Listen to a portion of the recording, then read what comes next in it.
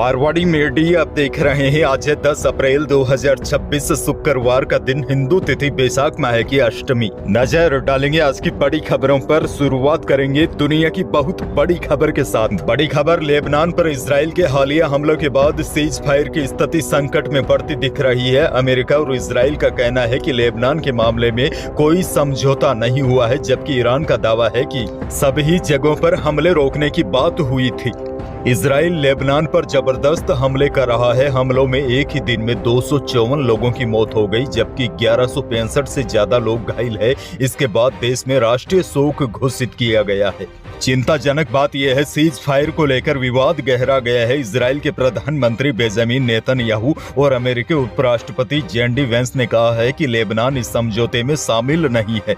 बड़ी खबर यह है, अमेरिका और ईरान के बीच हाल ही में घोषित 40 दिनों का युद्ध विराम अत्यंत नाजुक स्थिति में है। इसके टूटने की प्रबल आशंका है। इजराइल द्वारा लेबनान में हमले जारी रखने और ईरान द्वारा शर्तों के उल्लंघन करने का आरोप लगाने से तनाव एक बार फिर बढ़ गया है।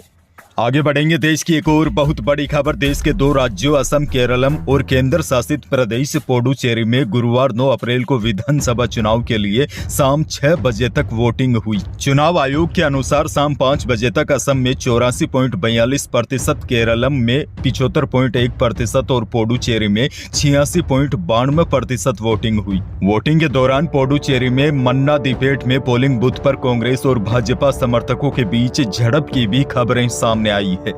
बहरहाल आगे बढ़ जाते हैं। राजस्थान से बहुत बड़ी खबर। राजस्थान की पहली आधुनिक टेक्नोलॉजी वाली BS6 मानक HPCL Rajasthan refinery limited Barmer के पचपदरा में बनी है। इसका उद्घाटन 21 अप्रैल को PM मोदी खुद करेंगे। और सबसे बड़ी बात यह है, उद्घाटन से पहले मांगला प्रोसेसिंग टर्मिनल, नागड़ा और मुद्रा पोर्ट गुजरात से पाइपलाइन के जरिए आए कच्चे तेल की टेस्टिंग सफल हो चुकी है। 2 महीनों के बाद सप्लाई भी शुरू करने की तैयारी है। दरअसल आपको बताता चलूं कि एयर वेदांता बाड़मेर से MPT से रोजाना करीब 75,000 बैरल कच्चे तेल का प्रोडक्शन कर रही है। अभी यह तेल पाइपलाइन के जरिए गुजरात के सलाया स्थित प्रोसेसिंग यूनिट तक जाता है। वहां से इसे ऑयल रिलायंस और Mangalore refinery and petrochemicals limited को सप्लाई किया जाता है। अब देखिए, राजस्थान के लिए बड़ी खुशखबरी यह है, 80,000 करोड़ से अधिक की लागत वाला यह प्रोजेक्ट राजस्थान के औद्योगिक विकास में मील का पत्थर साबित होगा, जिससे पश्चिमी राजस्थान में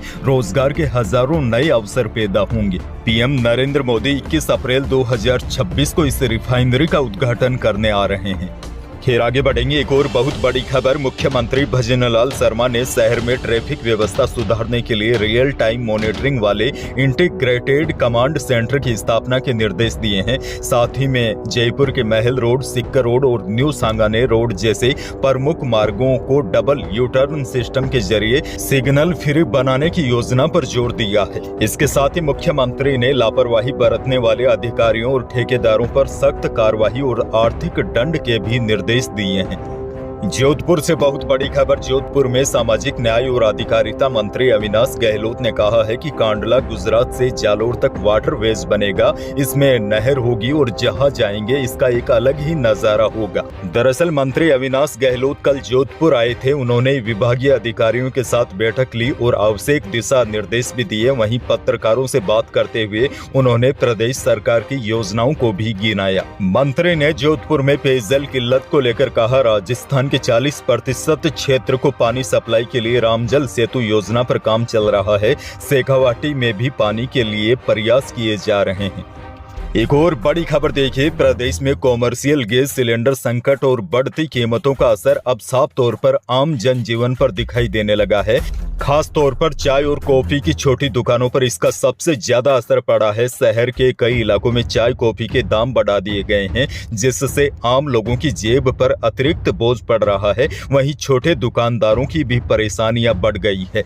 वहीं प्रदेश के कई हिस्सों में शादी के सीजन के बीच कॉमर्शियल LPG सिलेंडर की भारी किल्लत से शादियों के आयोजन में अव्यवस्था फैल गई है। कई लोगों को मजबूरी में महंगे दाम पर सिलेंडर का वैकल्पिक इंतजाम करना पड़ रहा है। और खासकर गाँव और छोटे शहरों में स्थिति और भी ज्यादा खराब हो गई है, क्योंकि जहां सप्लाई पहले से ही सीमित होती है। एक और बहुत बड़ी खबर, सालुमर जिले में रहस्यमयी बीमारी से अब तक 8 बच्चों की मौत हो चुकी है। प्रशासन घर घर जाकर सर्वे कर रहा है, बच्चों के सैंपल ले रहा है। बीमार मिलने पर उन्हें अस्पताल में भर्ती करवाया जा रहा है, लेकिन अब तक बच्चों की मौत का कारण सामने नहीं आ सका है। हालांकि एक कारण यह भी बताया जा रहा है, अस्पताल पहुंचने में देरी के कारण भी बच्चों की मौत हो सकती है, क्योंकि इन दोनों ही गाँव में संसाधनों की कमी है। और एक बात यह भी है, किसी भी बच्चे का पोस्टमार्टम नहीं हुआ है। ऐसे में मौत का वास्तविक कारण कैसे पता लग पाएगा, यह भी एक बड़ा सवाल है। और देखिए, हैरानी की बात यह भी है, इन दोनों गांवों के करीब 35 किलोमीटर के दायरे में कोई भी प्राथमिक स्वास्थ्य केंद्र तक नहीं है। लेकिन सबसे बड़ा सवाल यह है, आखिर मौत की वजह क्या है, लेकिन इसका जवाब मिलना फिलहाल मुश्किल हो गया है। सिरोही से बड़ी खबर, शहर में इन दिनों एक बेहद ही मार्मिक और चिंताजनक घटना ने स्थानीय लोगों के दिल को छू लिया है। दरअसल यहाँ एक छोटा सा बंदर का बच्चा पिछले 4 दिनों से अपनी मां के साथ सड़कों पर भटक रहा है। इस नन्हे बच्चे की गर्दन में स्टील का लोटा फंसा हुआ है, जिसकी वजह से वह न तो खा पा रहा है और न ही पानी पी रहा है। बच्चा लगातार अपनी माँ से चिपका हुआ रहता है, जबकि माँ भी अपने बच्चे की इसी तकलीफ भरी हालत को देखकर बेहद परेशान नजर आ रही है। अब इस घटना की गंभीरता को देखते हुए प्रशासन ने माउंट आबू से रेस्क्यू टीमों को बुलाया है। टीम के पहुंचने के बाद पहले बंदर की मां को सुरक्षित तरीके से पकड़कर बच्चे की गर्दन से फंसा हुआ लोटा निकाला जाएगा। ऐसे में उम्मीद है कि जल्द ही इस मासूम को राहत मिल सकेगी।